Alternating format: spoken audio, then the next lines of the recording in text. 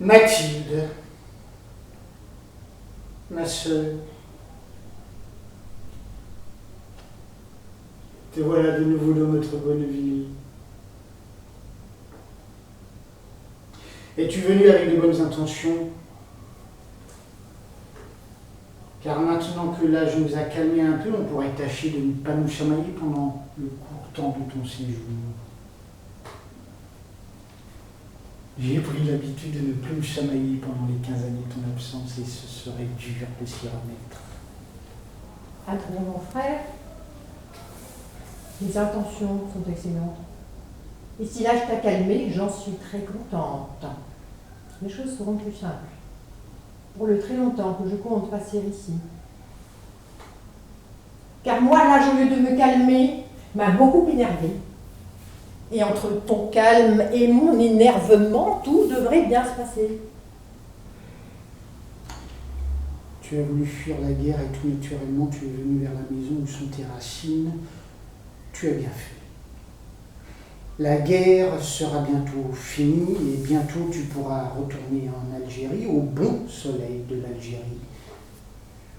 Et ce temps d'incertitude dans laquelle nous sommes tous, tu l'auras traversé ici, dans la sécurité de cette maison. Mes racines. Quelles racines? Je ne suis pas une salade. J'ai des pieds et ils ne sont pas faits pour s'enfoncer dans le sol. Quant à cette guerre-là, mon cher Adrien, je m'en fiche. Je ne fuis aucune guerre. Je viens au contraire à la porter ici, dans cette bonne ville, où j'ai quelques vieux comptes à régler. Et si j'ai mis si longtemps à venir régler ici ces quelques comptes, c'est que trop de malheur m'avait rendue douce, tandis qu'après 15 années sans malheur, les souvenirs me sont revenus, et la rancune, et le visage de mes amis. Des ennemis, ma sœur, toi, dans cette bonne ville, l'éloignement a dû fortifier encore ton imagination qui pourtant n'était pas faible. Mais si, comme je le crois, tu es venu ici contempler ta part d'héritage pour repartir ensuite, eh bien, contemple. Vois comme je m'en occupe bien, admire comme je l'ai embellie cette maison, et lorsque tu l'auras bien regardée, touchée, évaluée, nous préparerons ton départ. Mais je ne suis pas venue pour repartir, Adrien, mon frère. J'ai là mes bagages et mes enfants, je suis revenue dans cette maison tout naturellement parce que je la possède. Et embellie ou enlaidie, je la possède toujours. Je veux avant toute chose m'installer dans ce que je possède. Tu possèdes, ma chère Mathilde, tu possèdes, c'est très bien. Je t'ai payé un loyer, j'ai considérablement donné du prix à cette masure, mais tu possèdes, d'accord. Ne commence pas à me mettre en colère, ne commence pas à chicaner, mais je te prie un peu de bonne volonté. Recommençons notre bonjour, car tout cela est mal parti. Recommençons, mon vieil Adrien, recommençons. Ne crois pas, Mathilde, ma sœur, que je te laisserai prendre des airs de propriétaire et vagabonder dans les couloirs en touchant à tout comme une maîtresse de maison.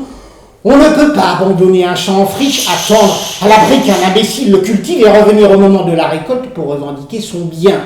Si la maison est à toi, sa prospérité est à moi, et crois-moi, je n'abandonnerai pas cette part-là.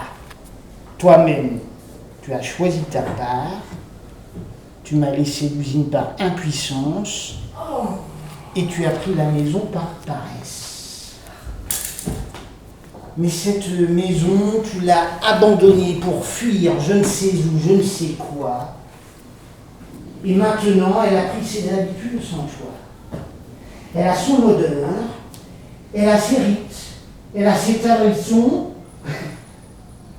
Elle reconnaît ses maîtres. Et je la protégerai si tu veux la saccager.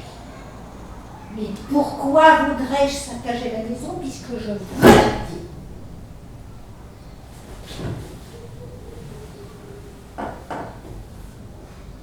Je juge à sa prospérité que ton usine doit être bien grasse, elle aussi.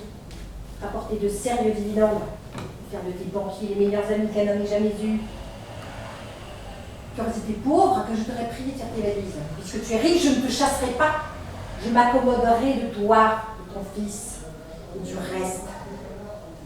Cependant, j'entends bien me souvenir que le lit, dans lequel je coucherai est à moi, que la table où je mangerai est ma table, et que l'ordre ou le désordre que je mettrai dans les salons seront un ordre et un désordre juste et légitime. Et puis il était temps que je rentre, parce que cette maison manque de femmes. Oh non, il n'en manque pas, il y en aura toujours trop. Cette maison est une maison d'hommes. Les femmes qui y passent n'y seront jamais qu'invitées et oubliées. Notre père l'a bâtie et qui garde le souvenir de son existence. Moi-même, je l'ai continuée et qui, ma pauvre Mathilde, garde le souvenir de ton existence. Tiens-toi dans ta propre maison comme une invitée, car si tu crois retrouver ton lit comme un vieux meuble familier, il n'est pas sûr que ton lit te reconnaisse. Et moi, je sais, après 15 années, 10 années de plus, des années et des années à coucher ailleurs, je sais que j'entrerai dans ma chambre les yeux fermés et je me coucherai dans mon lit comme si j'y avais toujours couché. Et si mon lit ne me reconnaît pas, je le secouerai jusqu'à ce qu'il le fasse. Je le savais. Tu viens ici pour faire le mal. Tu as toujours eu des malheurs pour pouvoir te venger. Tu attires le malheur, tu cours derrière le malheur, tu le cherches. Tu es dur et tu as le cœur sec. Adrien, tu te fâches.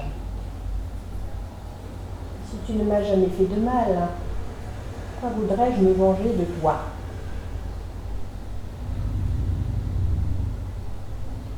Adrien,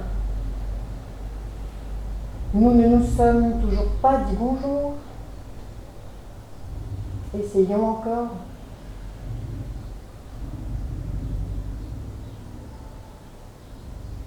Non, je ne veux plus